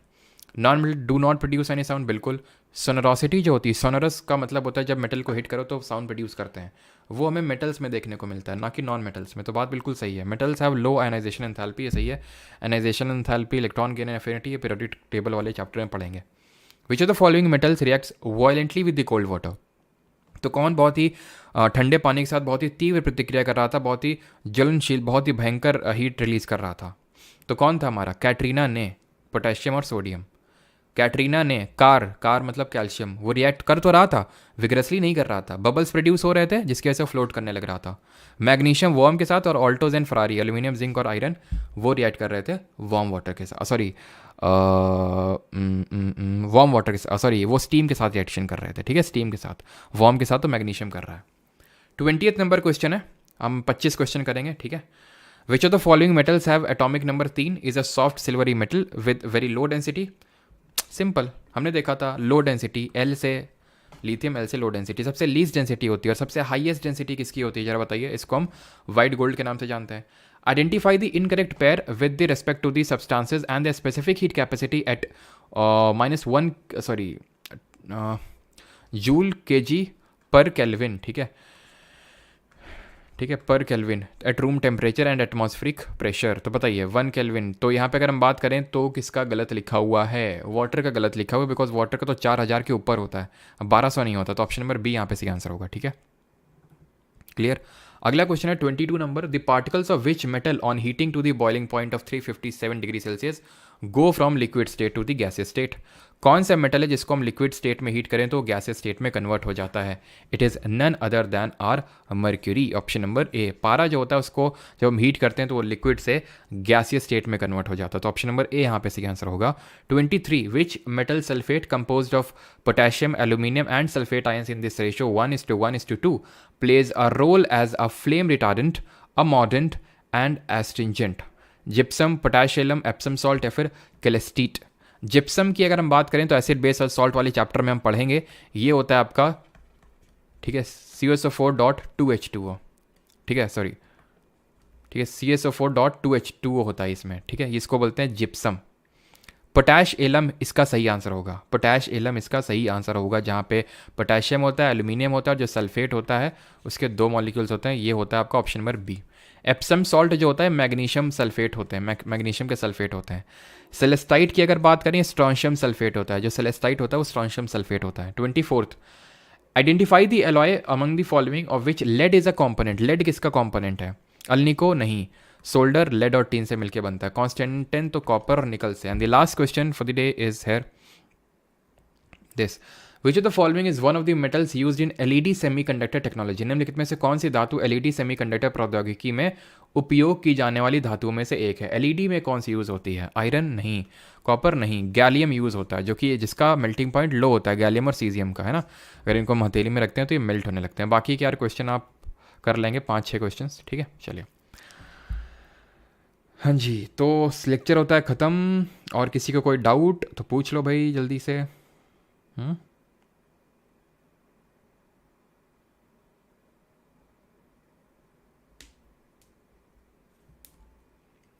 किसी को कोई डाउट है जल्दी से बताइए।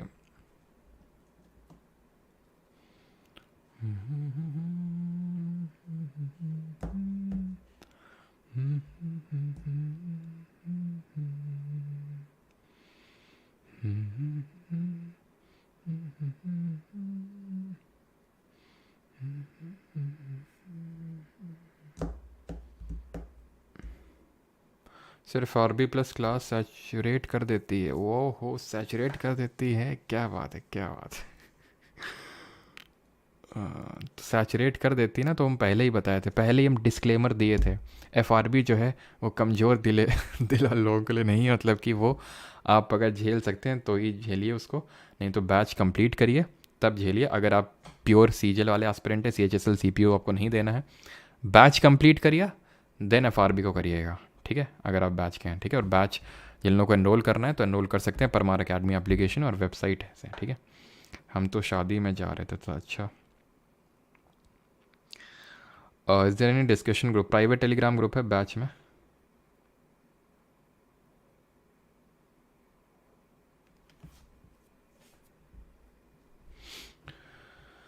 सी वाटर आपका हीट्रोजेनेसी कैटेगरी में आएगा पारुल शेखावत, क्योंकि उसमें हम एक तरह से उसको फिज़िकल प्रोसेस के साथ जो है सी वाटर में जो दिया गया है ना सॉल्ट, उसको हम सेपरेट कर सकते हैं। लेकिन हाँ, वो डिपेंड करता है, अगर दोनों दिया है ना तो उसका रीज़न भी मैं आपको बता देता हूँ। दोनों इसलिए दिया है, एक सेकेंड, हाँ ठीक है, तो दोनों इसलिए दिया है क्योंकि अगर बहुत ज़्यादा हाई कंसेंट्रेशन में है सॉल्ट तो वो हमें नेकेड आई से दिखाई दे जाएगा। ठीक है, तो हम उसको बोल देते हैं कि भाई वो हिट्रोजेनस है। अगर नहीं दिखाई दे रहा है तो वो होमोजेनस। इसीलिए यूजुअली हम बोलते हैं कि वो होमोजेनस और हिट्रोजेनस है। लेकिन अगर हमें एक चुनना हो तो वी वुड चूज हीट्रोजीनस मिक्सचर। ठीक, यूजुअली हम दोनों बोल देते हैं, बिल्कुल बात सही है।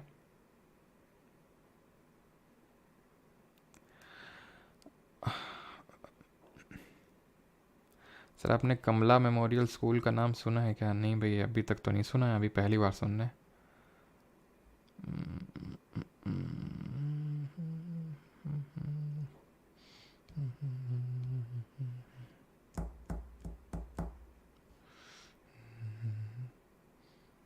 मज़ा आ गया सर लेक्चर में। अच्छा, मेटल के साथ वाटर और H2 कब बनता है? अमन जायसवाल, हम लोगों ने देखा कि जब सोडियम और पोटेशियम रिएक्ट कर रहे हैं तो बन रहे हैं, H2 बन रहा है, बहुत ही विग्रस रिएक्शन है। कैल्शियम में भी बन रहा है। मैग्नीशियम में तब बन रहा है जब वार्म वाटर के साथ रिएक्शन करवा रहे हैं। और ऑल्टोज एंड फरारी में तब बन रहा है जब स्टीम के साथ रिएक्शन करवा रहे हैं। बाकी वाले नहीं बना रहे हैं क्योंकि वो नीचे हैं।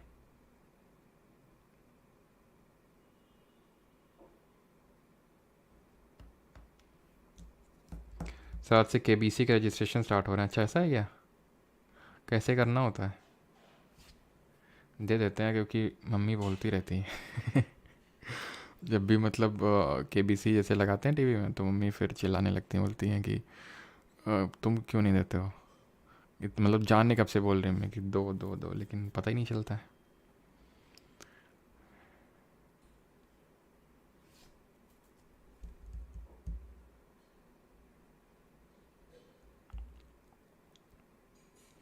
सर इतना सब रिटेन कैसे किया जाए? रिवीजन से करना पड़ेगा, ठीक है, रिवीजन से ही होगा। रोल्ड गोल्ड का हिंदी मीनिंग क्या होता है? रोल्ड गोल्ड का हिंदी में रोल्ड गोल्ड ही बोलते हैं, रोल्ड गोल्ड ही बोलते हैं।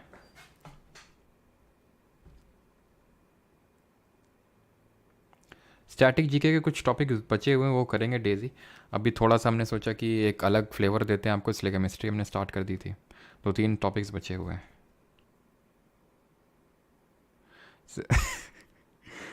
आपका फोक डांस का ट्रिक दिमाग से निकल नहीं रहा। और कैसे? ऐसे थोड़ी ट्रिक बना है। ऐसे ऐसे ट्रिक देंगे ना तो दिमाग से चाह के भी नहीं भूल पाओगे। सिर्फ गेटिंग 14 मार्क्स। अच्छा, फेस रिवील हो जाएगा यार, है ना? चलो, थैंक यू सभी को। बाकी जिन लोगों को बैच वैच ज्वाइन करना है तो कर सकते हैं।